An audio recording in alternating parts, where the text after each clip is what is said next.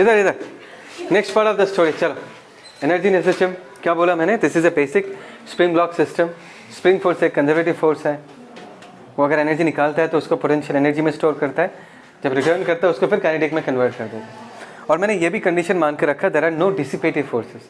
मतलब ऐसे इमेजिन कर सकते हो कि ज़मीन स्मूथ है, फ्रिक्शन होता तो ब्लॉक मूव करता, it would have continuously lost energy, तो एनर्जी कंजर्वेशन हम अप्लाई नहीं कर पाते। ठीक है, बहुत ही सिंपल सा मॉडल है।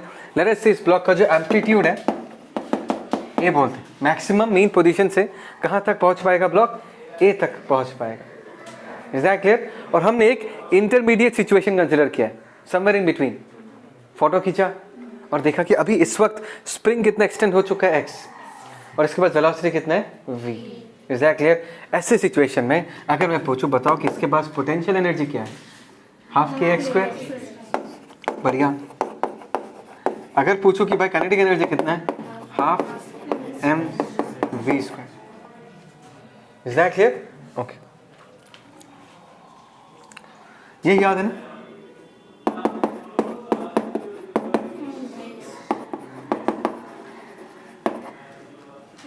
लिख सकते हैं नमन इधर। Is that clear? ओके, क्या है तुमको ये याद है? ये भी याद? ओके, ये तो मैंने एक्सप्रेशन लिख दिया, सब लिख सकते हैं। मैं सिर्फ टोटल मैकेनिकल एनर्जी का एक्सप्रेशन लिखना चाह रहा हूँ, U प्लस के। और सबको पता होना चाहिए कि this will be a constant, because किसी भी, याद है ना ग्रेविटेशन में बॉल फेंका, 9 में किया है, पोटेंशियल प्लस काइनेटिक हर जगह कांस्टेंट है, वो बताओ। ये भी यही है, as because there are no dissipative forces acting on the system.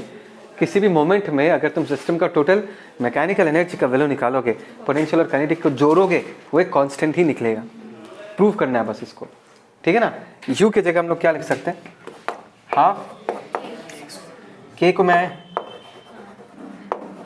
M omega square into x square लिख सकता हूँ, और काइनेटिक एनर्जी को हम क्या लिख सकते हैं? Half m v square. V square की जगह क्या आएगा?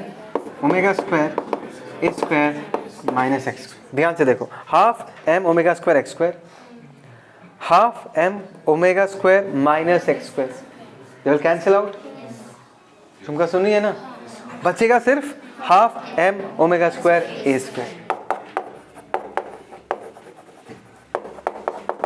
इसको हम हाफ के ए स्क्वायर लिख सकते हैं ना? And this is a constant, this is a constant. In fact अगर मैं तुमको पूछूं कि एक्सट्रीम में काइनेटिक एनर्जी कितना है? 0। पोटेंशियल एनर्जी कितना होगा? Half k A square. Summation क्या होगा दोनों का? Half k A square, which is a constant. चाहे तुम यहाँ चेक करो, चाहे तुम इंटरमीडिएट में चेक करो, कहीं पर भी चेक करो, समीशन हमेशा क्या दे देगा? Half k A square. कोई डाउट इसमें? अगर तुमको कोई बोले कि भाई इसका ग्राफ बना के दिखाओ, बिकॉज देखो यहाँ पर जो पोटेंशियल एनर्जी है u, can I say this u is nothing but a function of x? Can I say kinetic energy is also a function of x?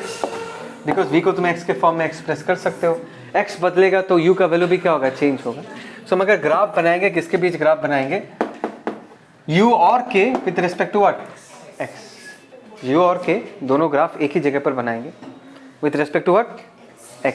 ठीक है, तो ये हो गया x इक्वल टू 0। ध्यान देना, this is x equal to what? a, this is x equal to what? Minus a। चलेगा? सबसे पहले u का ग्राफ बनाते। At x equal to 0 u कितना है? At x equal to 0 the block is in its mean position, spring अपने natural length में रहेगा, तो पोटेंशियल एनर्जी क्या होगा? 0। तो ये होगा कोऑर्डिनेट।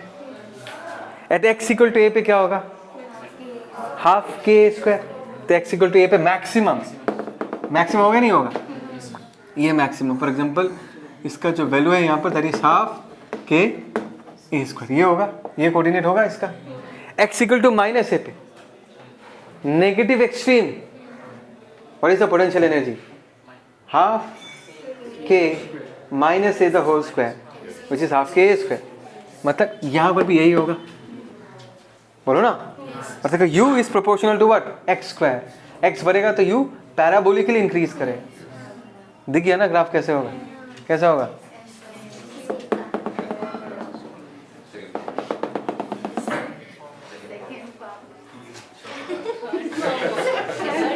अरे भाई फॉर्म छोड़ो, ये समझ में आया नहीं है।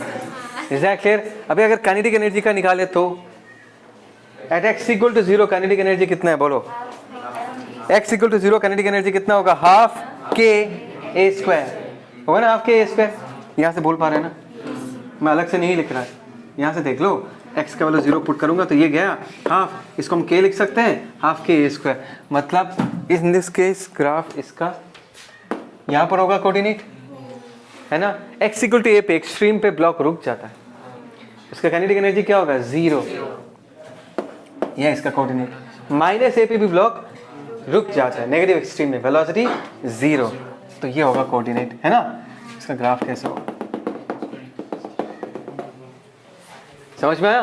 पिंक वाला is the graph for kinetic energy and yellow वाला is the graph for what? Potential energy. इन दोनों का समेशन हमेशा क्या आएगा? Half k A square. बस कुछ है ही नहीं इसमें, लेकिन ये तो बेसिक है, सबको समझ में आता है। जो इंपॉर्टेंट है, जो तुमको प्रॉब्लम सॉल्विंग में चाहिए, जिस पे मेंस पे क्वेश्चन आ चुका है, यहाँ सुनो, ध्यान से सुनना, जो जिस पे ऑलरेडी मेंस में क्वेश्चन पूछा गया है। क्या यहाँ पर मीन पोजीशन पे पोटेंशियल एनर्जी 0 है एंड काइनेटिक एनर्जी मैक्सिमम है? मीन पोजीशन पे पोटेंशियल एनर्जी हमेशा 0 नहीं होता, वो तुम्हारे सिस्टम पे डिपेंड करेगा। क्या बोला मैंने? इस केस में 0 है, आई एग्री विद दैट, पर हमेशा 0 नहीं होगा, क्योंकि बहुत लोगों का एक मिसकंसेप्शन होता है कि मीन तक आ गया तो पोटेंशियल एनर्जी 0 हो जाएगा, काइनेटिक एनर्जी मैक्सिमम हो जाएगा। ये गलत है ऐसा सोचना, क्योंकि मैं तुमको एक एग्जांपल देता हूँ। Let us take the case of a spring which is hanging vertical. बात समझ में? इसका मीन पोजीशन कौन सा है पता है तुमको? जब स्प्रिंग अपने नेचुरल लेंथ में है, वो मीन पोजीशन नहीं है उसका, क्योंकि स्प्रिंग जब अपने नेचुरल लेंथ में है, ब्लॉक पे नेट फोर्स लग रहा है, mg लग रहा है। मीन पोजीशन ऐसा जगह होता है जहाँ पर नेट फोर्स क्या होता है? 0। तो मीन पोजीशन वो पोजीशन होगा जब ब्लॉक के mg को kx0 बैलेंस कर दिया होगा। तो ये अगर नेचुरल लेंथ है, दिस इज नॉट मीन। थोड़ा और नीचे जाना पड़ेगा कहीं, यहाँ पर। समझ में आया? ऐसे सिचुएशन में लेट अस से स्प्रिंग कितना एक्सटेंड हो गया, लेट अस से x0, है ना। तो यहाँ पर फोर्स कितना लग रहा होगा? k x0। यहाँ क्या लग रहा होगा? mg। और यहाँ पर हम लिख सकते हैं भाई k x0 ने mg को बैलेंस कर दिया, और ये होगा हमारा मेन पोजीशन। और इसके अबाउट ब्लॉक ऑसिलेट करेगा। यहाँ से अगर 2 सेंटीमीटर नीचे जाएगा तो यहाँ से 2 सेंटीमीटर ऊपर भी जाएगा। जैसे कि यहाँ पर, यहाँ से ए अगर आगे जाएगा, यहाँ से ए पीछे जाता है ना मीन पोजीशन से, तो सेम लॉजिक यहाँ पर भी वैलिड होगा कि यहाँ पर मीन पोजीशन से अगर वो 2 सेंटीमीटर फॉर एग्जांपल नीचे जाता है, वो 2 सेंटीमीटर ऊपर भी जाएगा, +2 -2। Is that clear? अभी अगर तुमको कोई पूछे क्या मीन पोजीशन पे पोटेंशियल एनर्जी 0 है, तुम बोलोगे नहीं सर, हाफ के x0² है। अपने नोट में अच्छे से लिख के रखना, मेरे नोट में नहीं है, लेकिन नया एडिशन बता रहा हूँ तुमको। समझ में आया कि मीन पोजीशन पे हमेशा जो पोटेंशियल एनर्जी 0 होगा वो गलत है। हो भी सकता है, नहीं भी हो सकता, डिपेंडिंग ऑन द सिचुएशन। लेकिन एक्सट्रीम में काइनेटिक एनर्जी हमेशा ही 0 होगा। एक्सट्रीम में काइनेटिक एनर्जी हमेशा ही 0 होगा, बिकॉज एक्सट्रीम में जाकर तो उसको रुकना ही है। रुकेगा तो काइनेटिक एनर्जी क्या होगा? 0। व्हाट इज इंपॉर्टेंट कि मीन में पोटेंशियल हमेशा 0 नहीं होता, काइनेटिक मैक्सिमम होगा। लेकिन काइनेटिक क्या होगा? मैक्सिमम होगा। Is that clear? इस सब चीज़ों को अच्छे से लिख के रखना, पॉज करना।